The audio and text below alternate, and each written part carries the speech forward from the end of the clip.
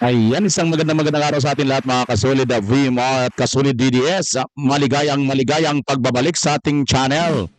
Ito na ang ating good news mga kadides. Ang VMR 2.0 ay congratulations. Palakpakan natin.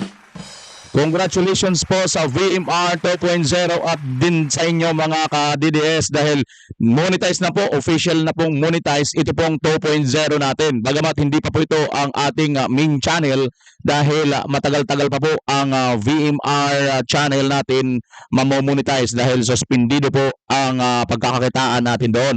So dito po tayo mga kababayan, focus po tayo rito. At ngayon ang good news po natin ay ito na nga ho. Ang pinakamalaking good news natin bukod po dyan sa namonetize na po ang ating channel at kahit papaano ay magkakaroon na po tayo ng maliit na pangkabuhayan showcase dito. Pero hindi po yan ang mahalaga sa ating balita ngayon at isi-share sa inyo sapagat ito pong administrasyon ni Marcos Jr. ay mukhang mga kadides ay pinapalayas na po. Kung nakikita ninyo sa inyong harapan ngayon ng larawan, ay mukhang layas. Pinapalayas na po ni BBM ang mga nakapaligid sa kanya. At hindi naman po siguro yan si BBM, mukhang kahawig lang naman po niya yan. Yung wag kayo masyadong wag kayo masyadong sensitive. Kahawig lang po yan at naaakma lang po yan sa ating pag-uusapan sa ating topic ngayon dahil kapapasok lang po, breaking their heart. Breaking news po ito mga kababayan. Sapagkat ito nga pong si BBM ay naglakas loob po. Naglakas loob ngayong umaga, ngayong araw na magsabi po na magsipag-resign, magsipaglayas na kayo lahat, aking mga alipores. Ayan po, nakikita ninyo sa larawan at kayo nang alamin nyo na kung anong mga nakapaligid sa kanya. Bahala na kayo mga kababayan. Ngunit ito po, ang hamon ni BBM ay buong gabinete daw po ay kanya pong pinagre-resign mga kadides. Ang tanong, ito kaya ay totoo? Sino-sino kaya magre-resign? At lahat kaya mauubos? Pagkatapos, pag maubos na to, sinong ipapalit mga kababayan? At kung mayroon pa bang ipapalit at may ipapalit, sino kaya ito? Alam nyo mga kadides, paano yan? Pagpati na rin siya, saka na mag-resign na rin. Kailangan ka rin naman silbi di ba? Ayon kay Senator Aimee, hindi si Marcos or hindi Marcos ang nagpapatakbo ngayon sa ating gobyerno kundi ang Romualdez at Araneta. So meaning to say, kasama ka na dapat, mag-resign ka na rin. Kailangan ka rin naman silbi, di ba? Impeach ka na rin sana, Kasi wala rin eh.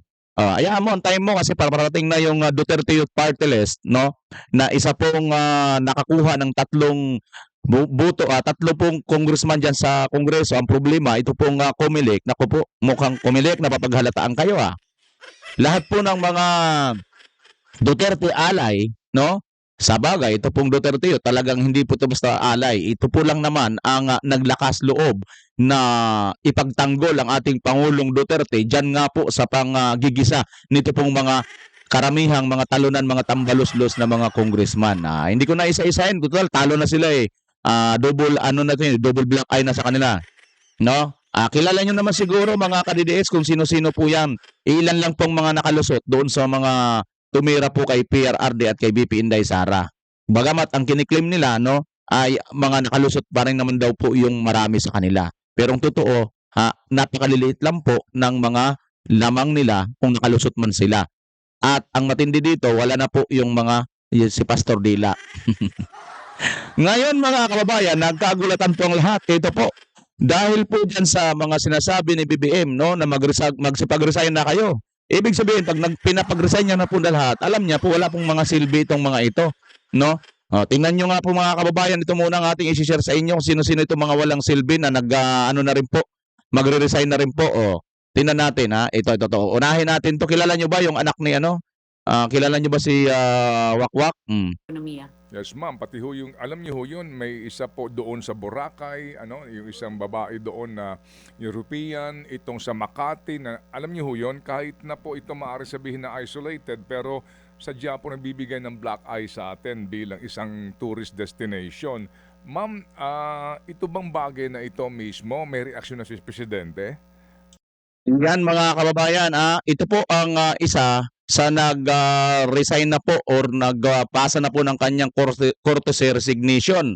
At ito pa rin po si Dizon ng Department of Transportation. Isa rin po yan mga ka-DDS, no? Tingnan niyo po rito kung gaano na po karami ngayon ang mga nag-resign. Ito po, may mga update na po tayo kung ilan na po ba ang mga nag-resign. At atin po ritong aalamin ng update mga kababayan ay base po dito sa ating natanggap na update ay ang pinaka-latest po mga kababayan, ito ang matindi, no? Si Little President, kilala nyo ba si Little President mga ka-DDS? Ayan po oh. His Excellency Ferdinand R. Marcos Jr., President Republic of the Philippines, Malacanang, Manila. There, Mr. President. Sino po ba itong nababasa nyo sa baba mga kababayan? Nakaperma po dyan, no? I hereby respectfully tender my courtesy resignation as Executive Secretary, Office of the President. Ayan, si Little President mga kababayan, si Lucas Bersamin ay nagpasa na po ng tender resignation. Tender Josie Hotdog po at napakarami na po nila mga ka-DDS, no? Napakarami na po nito at mukhang ang latest po natin natatanggap ay ilan na ba sila? Marami-rami na po ito mga kababayan, mga ka-DDS. 7 or 15 na po yata. Ito, babasahin ko lang sa inyo muna ha. Just in 15 cabinet members have expressed willingness to submit their courtesy resignations following President Ferdinand Marcos Jr.'s directive. They include DOTR Secretary Vince Dizon, DSWD Secretary Rex Gatchalian, DILG Secretary John Vic Remulla, MMDA Chairman Romando Artes, DOT Secretary Cristina Frasco. Ito nga po mga kababayan, si Cristina Frasco, ang anak po ni Gwen Garcia. Ayan ho, ito po siya mga kababayan. Ang isa po sa hindi natin makakalimutan yung issue po dito ay yung naalala nyo yung ano ba yun, yung Love Philippines ba yun, yung bandila, ano, basta may ganun yung logo.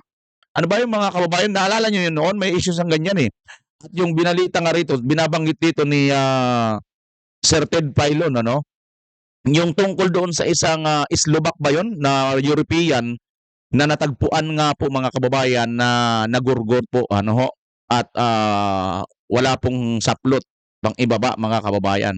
At hubot-hubad po yata yun at mukhang hinahinala na pinagsamantalahan. Ang Yes, effect ma'am. nito sa ating ekonomiya. Yes, ma'am. Pati ho yung, alam niyo ho yun, may isa po doon sa Boracay, yung isang babae doon na European, itong sa Makati, na alam niyo ho yun, kahit na po ito maaari sabihin na isolated, pero Yan mga kababayan, ang binabanggit po dito ni Ted Filon, yung European, yung nga po yun na natagpuan pong wala na pong buhay sa kasawiang pala dyan po sa Boracay.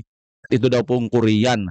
Nako ano ho, so napakalalaki po nitong mga balita na mga pagkukulang po nitong mga kabinete na nagiging wala pong silbi, nagiging mga inutil po sila sa kanila pong mga ginagampan ng tungkulin, pinapasahod po sila ng taong bayan. Ngunit wala po silang nagagawang matino or malinaw na aksyon patungkol po dito. Ano ho? At kaya dapat lang din siguro silang mag-resign, no? Ito, tuloy lang muna natin Vince Dizon, DILG Remulla, MMD Artes, Frasco nga, yan nga si Frasco, DBM Secretary Amina Pangandaman, DBM, Department of Budget and Management, mga ka-DDS, ano? Hindi po ako nagkakamali. Ito po yung DBM, Department of Budget, mga ka-DDS, Amina Pangandaman, DOF Secretary Ralph Recto, Solicitor, si Recto, mga ka-DDS, yung 89 billion PhilHealth. Solicitor General Minando Guevara, awiting mga kababayan, no? Solicitor General Minardo Guevara, sana si Guevara wag nang umalis kasi siya lang naman siya lang naman diyan mga kababayan ang nakikita natin, ano? Siya lang po naman diyan ang hindi po nagpapadikta, no? Ng agos ng mga kung sino-sinong nagpapaagos diyan. Tapos naman to, awaiting formal memo. DMW Secretary Hans Leo Kakdak, DICT Secretary Henry Aguda pala, sorry. DOJ Secretary Jesus Crispin Rimulya, dalawa na pong Rimulya mga ka-DDS. PCO Secretary J. Ruiz. Oy, si Undersecretary kaya mga ka-DDS, si Claire, si Auntie Claire ninyo, maririnig nyo kaya dito? Teka, sandali. PCO Secretary J. Ruiz, DA Secretary Francisco Chu Laurel Jr. Wow. O, ikaw ha, kailan ka magkukurte si Auntie Claire? Ito yung boss mo, boss niya ito mga ka-DDS eh. Secretary, PCO Secretary J. Ruiz. Di ba under siya nito? Kaya nga Yusik, di ba? Yusik, di ba? Undersecretary siya ni J. Ruiz. Tama ba? Paki-comment nyo nga mga kababayan kung tama. Ito yung boss ni Auntie Claire. Tapos DA Secretary Francisco Cho Laurel Jr. Ito na yung Department of Agriculture. Si Francisco Cho, yung tungkol sa 20 pesos na bugas. Na ipinangako ni Marcos, doon daw sa Cebu, after daw po ng eleksyon or bago eleksyon, no, win or loss mga ka-DDS ay ipapatupad niya po itong 20 pesos na bugas. Ang tanong, asan na yon? Bakit doon lang sa Cebu? Kasi ba doon sa Cebu ay ang number 1 or pinakamalaking butante sa buong Pilipinas? Paano ngayon yung natalo kayo dyan ngayon? Kakampi ni Tatay Digong yung ibinuto ng mga taga Cebu. Anong mangyayari dyan? Ipapatupad pa kayo ni Marcos? O budol na naman yun? Budol na naman sa 20 pesos na bugas. Naku naman Marcos, baka dapat sumama ka na rin dito sa courtesy of resignation. Payag ba kayo mga kababayan? Sumama na rin si Marcos, mag-courtesy resignation na rin. After all, sinabi naman ni Super Ate na hindi Marcos ang namumuno sa ating bansa ngayon, kundi Romualdez Araneta. Di ba ka dapat ika-impeach na yan? Abay, bahala kayo dyan kung ayaw nyo pang maniwala kay Senator Aimee. Nanalo na eh. Huwag na tayong pa dyan. Harapin na natin ang katotohanan. Kahit paanong sabihin ninyo, nanalo talaga si senador na naman si Super Ate. No? Dole Secretary Bienvenido Laguisma. ISDA Director General Jose Joven Benitez. Richbon Kivido. Yan mga ka-DDS. Ito na daw po ngayon ang mga nag-resign or nagpasa na po ng courtesy resignation ay 15 na po. At mukhang pang 16 na po yata ngayon. Ito na si ito na bagit natin. Kalimutan ko si Birsamin, si Little President mga ka-DDS. So ano na? No, si Birsamin, no? Baka sa raw si Birsamin. Ang problema nito mga kababayan, mga ka-DDS, si Gadon ayaw pa ata mag-resign. Ang tibay na ni Gadon. Si Gadon, gusto niya ba mag-resign? Hoy, Gadon! Nagsipag-resign na po yung mga ibang ikaw. Kailan ka ba? Ano ba silbi mo dyan? Hindi ka pa tinatablam ng hiya, Gadon?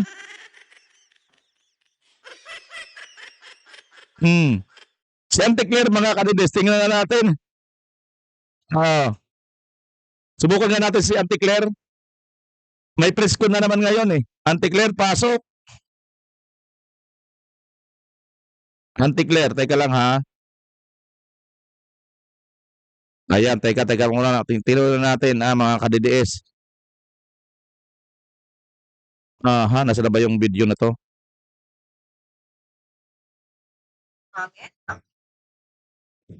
Namin ang katanungan na yan. Ayan, no?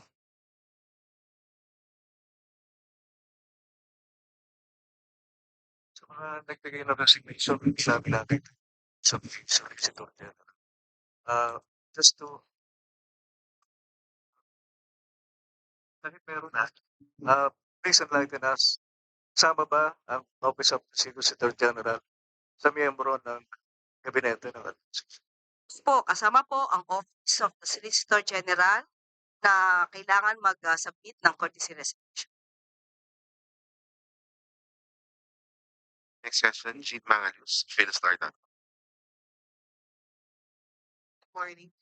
What are the metrics? We know that we want fast action from these cabinets, but cabinet secretaries, but some of their agencies are for long-term action. So, ano yung metrics na tinitingnan ng Pangulo?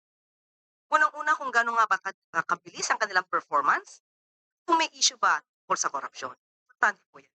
So, hindi lamang performance, to titignan din po nila kung nagkakaroon ba ng issue Question? tungkol sa anomalya sa There's none as of the moment. Na hindi niya kailangan ng bastonero because siya kaya niya pong mag-act ng sarili niya or mag-decide.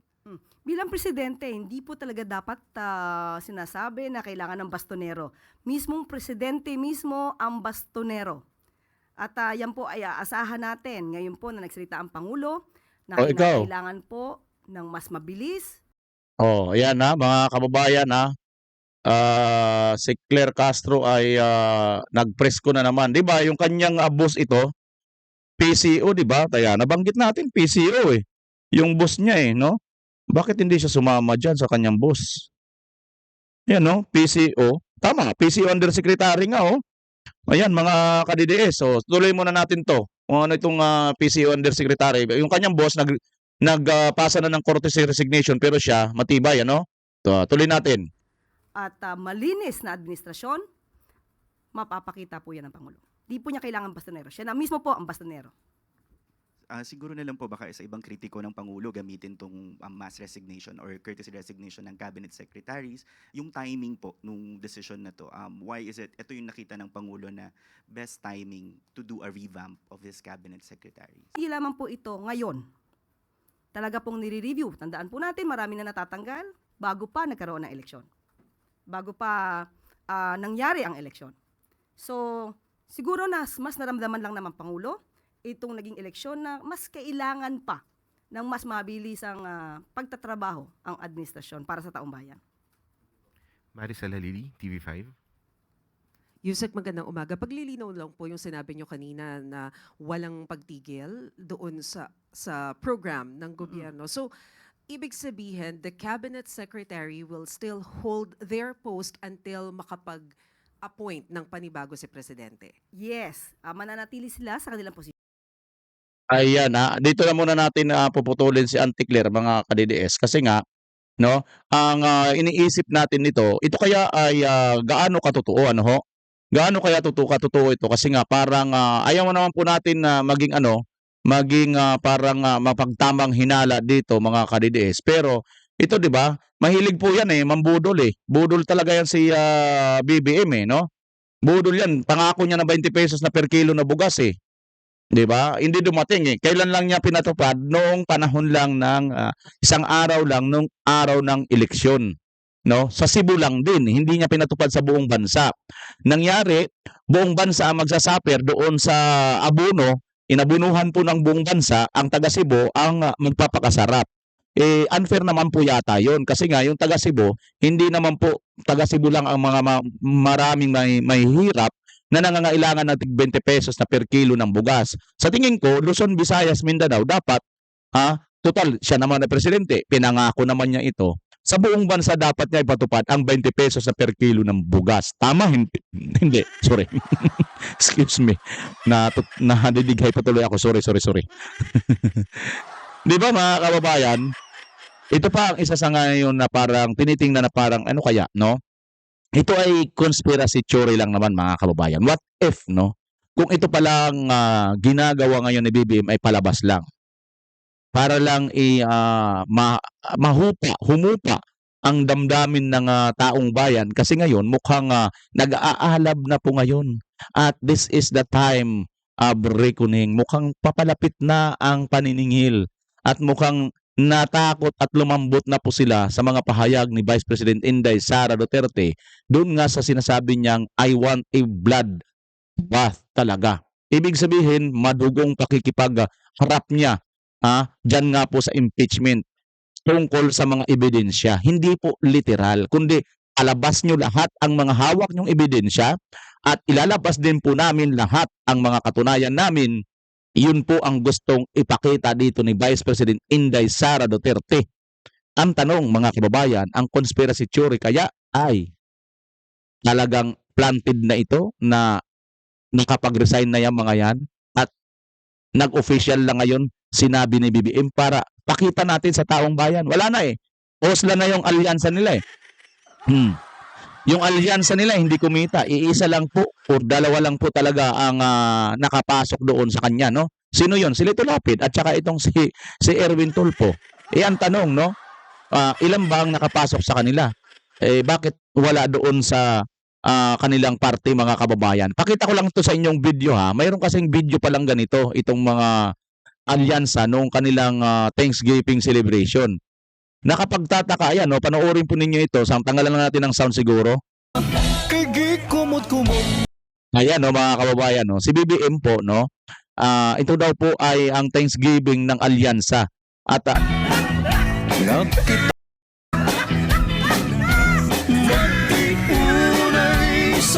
mukhang wala daw pong dumating. Kundi ito lang pong si Lito Lapid ang dumating po dito na dito nga po sa grupo ng alyansa, mga ka-DDS. Ang problema, no, si Lito Lapid lang ang dumating pero ang marami pong dumating ay ang mga vloggers. Ayun na, may kalbo pa oh. Sino kaya yung kalbo na yon? Sino kaya yung kalbo na yan? Kaya na yung mga Ensaymada vlogger, mga kababayan, no? Tuwan-tuwa ang mga Ensaymada vlogger. Mukbang nyo na yan. Pagkakataon nyo ng mukbang, huling mukbang nyo na yan. Huling mukbang nyo na yan. Bakit? Hindi nyo na ipanalo yung inyong mga sa akala ko ba ano kayo? Sigurado na kayo roon na masisiro ninyo at makukuha nyo lahat. Yan ang nangyari. Mga kababayan. Ayan, no? Ayan, si Lito Lapid. Ayan, no? Malungkot si Toby Chanko. Dalawa lang sila, si Lito Lapid, Toby Chanko lang nandoon, no? Tapos darating si BBM, kakaway-kaway sa hangin, wala man lang pumapansin, hindi ka mukha ng Duterte. Pag dumating, talaga naman sigawan, BP Inday at saka Tatay Digong, di ba? Ayan, no? Di ba? Talagang sabi niya, ba? Sayang, itong mga balager lang magsisipaglamon ito lang uubos ng ating pinaghandang. Mahal-mahal ang hinanda ko dito. Ayun, napakamot. Ayun, no, may kalbo. Sino yung kalbo na yun? May kilala ba kayong kalbong balager? Bahala na kayo sa kalbong balager na yun. Ayun, mga kababayan, no? Lito Lapid, nag-isa lang. Nasaan na yung mga mga kasama ninyo? Ayun, no? Mga kalbo talaga. Doon talaga ako sa kalbo na Sino kaya yung kalbo na yun, no? Parang ang daming kalbo. Ayan, no? Sarap, no? Sarap ng pagkain, Hoy! Galing sa tax ng bayan yung pinaglalalamon ninyo dyan. Ayan, no, mga kababayan, no? Dating, palakpakan. Kaway. Wala man lang kumakaway. Walang pumapalakpak. Anak ng teteng, mga balager na, mayroon naman kumaway. Ayan.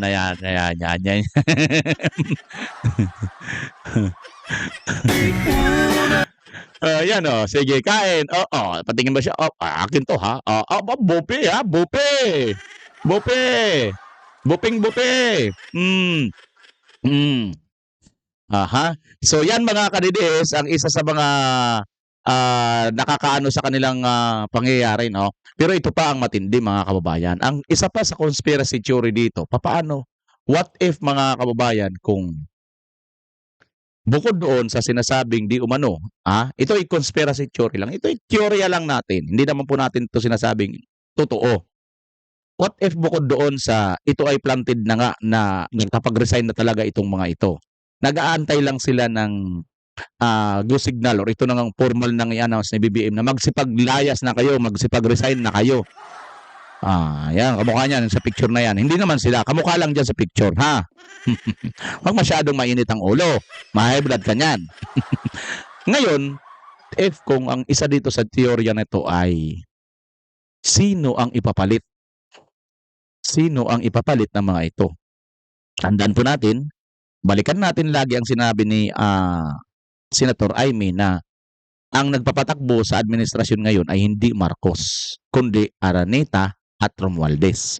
Sino ba si Araneta?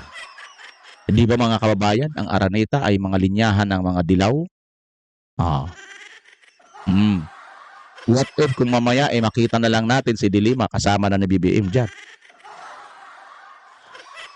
May tanong lang naman natin yan. Sila Cheljokno, lahat ng mga dilaw. Di ba? Tandaan ninyo ha, magpinsang buo. Itong si, tama ba? Magpinsang buo? Si Marrojas at saka itong si Liza Araneta. At sino ba si Marrojas? Di ba? Kakampi niya yung mga dilawan na yan. At ano bang nangyari sa mga dilawan? Ayan, si Risa Hontiveros, number 1 ng Akbayan, hindi natin alam. Si Bam Aquino, na hindi pumapasok sa sorbe. At ito din si Kiko Pangilinan na umiyak-iyak si Sharon, na nakakita lang ng dagat. Tabing baybayin, ito dagat. Wow! Gawin mo yan? Ibubuto mo ba yan? Tapos sasabihin ni Sharon, iiyak-iyak si Sharon, bakit hindi niya gusto? Aklang pating naman oh. Dagat lang, normal yung dagat, mapapawaw ka. Ha? Yan. Di tayo nakapagtataka, baka mamaya sila na mga nandyan. Ano ho? So yan ang aabangan natin mga ka-DDS. Ha? Abangan natin kung alin dito ang tatama sa ating mga conspiracy theory na ito. Conspiracy theory number 1, ito ay planted na. Talagang nakapag-ano na sila, nakapag-resign na sila. Kunwari lang, para kahit papaano, papakiramdaman naman muna nila ngayon kung sino yung gusto, halimbawa, magre-react ng taong bayan, sabihin nila, hindi, balik mo ito sa ganito, balik mo sa ganito. Sa kanya ngayon ibabalik para kunwari, ay gusto ng taong bayan. Taong bayan ang nagdesisyon na may clamor galing sa taong bayan. Yung kanyang ibabalik. Ganon. Ngayon, pagka ganon mga kababayan, dito, andyan ninyo mga nagsipag-resign, kung gusto nila, kung yun ang conspiracy theory na gusto nila, yung clamor na gusto nilang ibabalik kung sino man, i-clamor din natin. Lahat kayo, wag na magsipagbalik. Yan ang ipahingayin natin. At ang pangalawa, mga ka-DDS, ay ito kaya ay ang ipapalit ang mga grupo ng mga dilawan nila Dilima, Marrojas? Hindi natin alam. Ha? Yan ay mga dalawang theory na maaaring pupwedeng maganap. So abangan natin yan. In wait, there's more. May pangatlo pang theory, mga kababayan. Ito daw po, di umano, si Boying Remulla ay ipapalit ng ombudsman. Yan ay mga theory at mga questionable. No, question pa lang po yan at hindi pa po natin malalaman sa ngayon. Pero sa madali, alam nga naman na mag-isa lang si BBM. Kakayanin niya ba yan? Sa napakaraming yan, di ba dati siya na nga yung Department of Agriculture Secretary, hindi pa rin niya kinaya. Mahal pa rin ng mahal ang mga bilihin. Kinuha niya yan, ganun pa rin. Hindi pa rin kinaya, hindi pa rin napababa ang 20 pesos per kilo ng bugas. Di ba? Ngayon, wala na. Nag-resign na eh. Ang tibay naman nito si Auntie Claire, ano, mga ka-DDS. Nag-resign ng kanyang boss, siya hindi pa. Nag-resign ka na rin, Auntie Claire. Wag, pag kung nagpakita ng kakapalan ng mukha, di ba? Mayahiya ka rin naman, boss mo yun eh. At ang isa pa mga kababayan, abay si Gadon, narinig nyo ba? Kapal din ang mukha ni Gadon, ano? Ano lahat ang kanyang mga pinasuportahan kaya? Tingnan nyo nga mga kababayan, alam ko talo lahat ang mga pinasuportahan ni Gadon eh. Naalala nyo si Gadon? Di ba talo naman lahat ang kanyang pinasuportahan? Tingnan natin, hanapin lang natin ha. Alam ko parang sinare ko to eh. Lahat ng mga sinuportahan ni Gadon ay talo. Pero si Gadon, bakit wala man lang yata? Walang keber. Ayan ito mga picture ng mga nagsipag-resign na. Pero si Gadon, wala matibay si Gadon ha. Tingnan natin si Gadon mga kababayan. Hanapin natin Gadon, magparamdam ka Gadon. Gadon. Hindi ko yata na-share si Gadon, Gadon. Ayan, kasama yan si Tolentino, mga kababayan.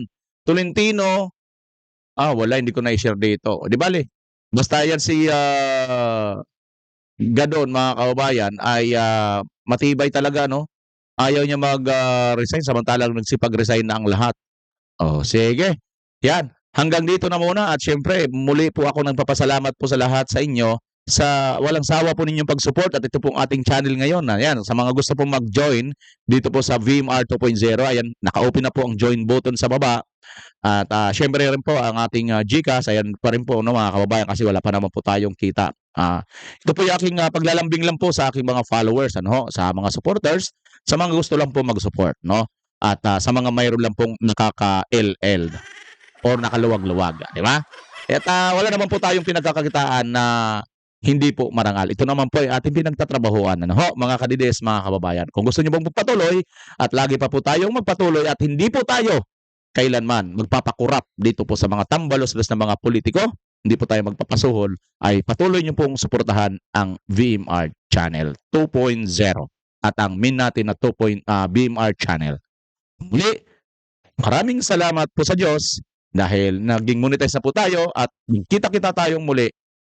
At congratulations, maraming salamat din po sa inyo lahat mga kababayan. Ano ho? Wala pong